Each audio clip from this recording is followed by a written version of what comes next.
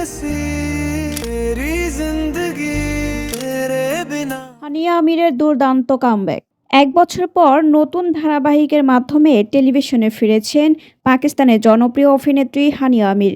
আরেক পাকিস্তানি সেনসেশন বিল্লাল আব্বাস খানের বিপরীতে মেরি জিন্দেগি হাইতু সিরিয়ালে দেখা যাচ্ছে তাকে। প্রচারের শুরু থেকেই দর্শকের আগ্রহের কেন্দ্র ছিল এই সিরিয়াল। পাকিস্তানের গণ্ডি পেরিয়ে বাংলাদেশ ও ভারতেও দর্শকদের মধ্যে ব্যাপক সাড়া ফেলেছে সিরিয়ালটি।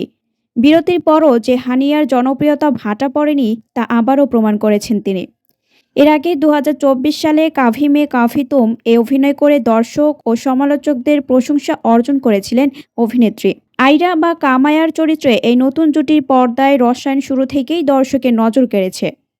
সামাজিক যোগাযোগ মাধ্যমেও তাদের অভিনয় ও রোমান্টিক মুহূর্ত নিয়ে প্রশংসা থামছে না। তবে সব প্রশংসার মধ্যেও কিছু সমালোচনা রয়েছে।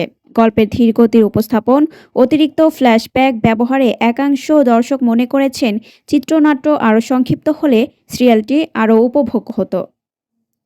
তবুও সব মিলিয়ে মেরি জিন্দেগি হাইতু এখন দর্শক মহলে আলোচনার শীর্ষে।